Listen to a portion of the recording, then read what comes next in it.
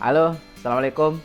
Terima kasih telah berkunjung ke channel saya, rekan-rekan tani ternak seluruh Indonesia. Alhamdulillah, cuaca mendung. Jadi ini tadi mau berangkat ngarit ke ladang karena kebetulan tanggal merah. Ini mau berangkat ngarit agak siangan ke ladang, maksudnya pagi leye-leye. Lah kok ternyata sudah siap, sudah mau berangkat hujan. Harinya ya sudah tidur-tiduran, daripada tiduran juga ini saya bikin konten. Teman-teman, saat ini ya sekarang lagi rame di media sosial ataupun di media nasional, di pemberitaan ataupun media cetak ya, terkait dengan PMK. PMK itu penyakit mulut dan kulit pada hewan, terutama pada sapi dan domba ya, karena di beberapa saya baca di media sosial itu sudah ada yang mati gitu ya, tapi nggak tahu apakah itu PMK atau bukan.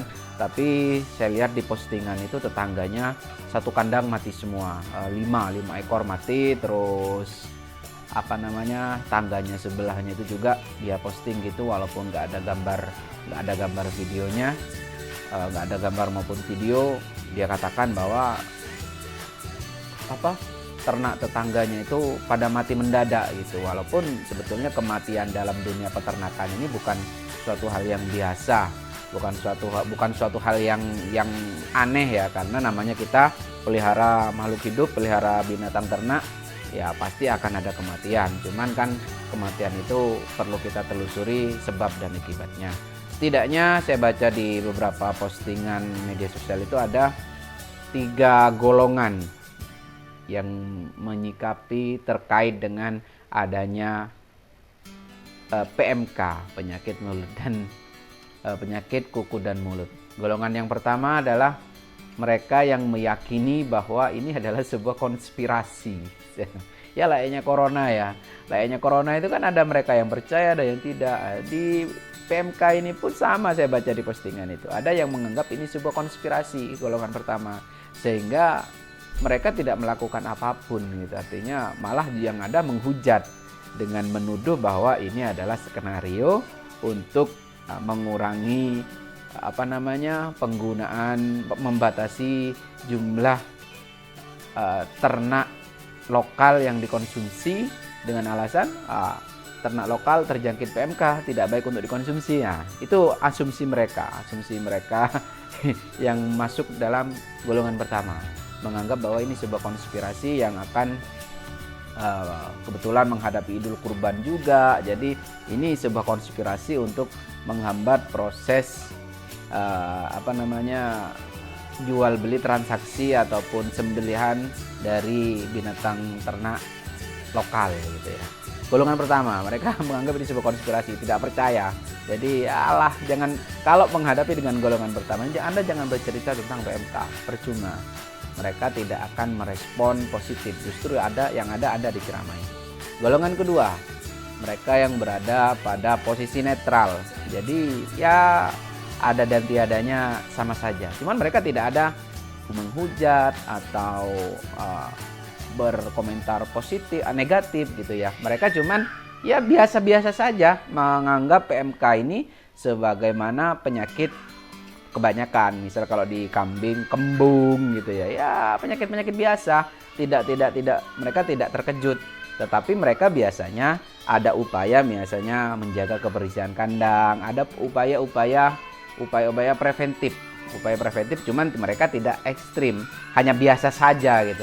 Ya kandang sekedar dibersihkan atau ya pakan mungkin mulai pilih-pilih atau apa, cuman mereka bersikap biasa. Golongan kedua ini mending. Kalau kita berbicara PMK dengan golongan kedua ini, kita masih ya bisa berdiskusi. Diskusi masih berjalan 2 arah gitu ya, nggak satu arah seperti konspirasi tadi. Kalau yang konspirasi tadi jangan kita berbicara masalah PMK, pasti nanti diskusi akan berjalan 2 arah yang mengarah konspirasi nggak perlu dipercaya gitu. Kalau yang ketiga ini mereka adalah yang percaya bahwa PMK itu memang benar adanya dan patut ada upaya pencegahan gitu. Biasanya kalau yang ekstrim barangkali kandangnya dipindahkan, atau ada di postingan itu setiap ada orang masuk ke kandang, orang baru tentunya ya, atau anak kandang gitu, disemprot disinfektan. Atau kambingnya diperiksa, kambing dan sapinya diperiksa secara rutin. Ini tidak masalah. Bagaimanapun kita mau mau pilih yang mana terkait dengan PMK ini, tapi perlu digarisbawahi bahwa PMK ini penyakit kuku dan mulut ini memang ada gitu. Dari dulu sudah ada. Dari zaman dulu sudah ada. Mungkin cuman pola penyebarannya atau pola distribusi informasinya tidak begitu masif seperti sekarang. Kalau sekarang kan ada Facebook, ini punya saya PMK, ini disebar sehingga menyebar ke semua. Sebetulnya dari dulu ini sudah ada penyakit PMK ini, penyakit mulut dan kuku ini, karena namanya mereka ya namanya ternak sapi, domba ya pasti ada itu, kuda gitu ya, pasti penyakitnya ya itu seperti dengan manusia juga. Misalnya manusia ada flu, ada apa, itu sama saja gitu. Cuman baru sekarang ini mungkin mewabah, menyebar karena pola-pola kebersihan kandang ataupun kesehatan ternak. Ada beberapa peternak itu yang kurang perhatian. Sebetulnya dari dulu sudah ada yang namanya PMK itu, cuman mungkin sekarang baru menyebar gitu ya, baru menyebar secara masif dan informasinya juga tersebar secara luas dengan cepat, sehingga seolah-olah menimbulkan kepanikan gitu, dalam tanda kutip kepanikan beberapa peternak. Cuman kita tidak perlu panik. Kalau saya sendiri tidak perlu panik ya. Kalau saya sendiri tidak perlu panik karena juga ternak saya satu tidak begitu banyak gitu ya. Tetapi yang pasti walaupun saya tidak panik, saya tetap menjaga kebersihan kandang. Secara periodik kandang saya pel pakai ya pembersih disinfektan, jadi saya pel lantainya itu biar tidak terlalu kotor.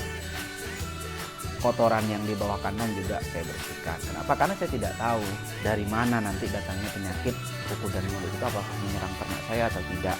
Mudah-mudahan tidak ya. Ataupun apakah ternak saya ketika dibeli orang kemudian dibawa ke kandang lain membawa bibit penyakit kuku dan mulut. Saya juga tidak tahu. Oleh karena itu penting bagi kita, walaupun mungkin ada beberapa teman-teman yang tidak percaya adanya penyakit ini, adanya kehebohan ini, setidaknya jaga kebersihan kandang, jaga kesehatan ternak. Kenapa? Karena kalau kandang bersih, ternak sehat, ternak sejahtera, peternaknya juga bahagia.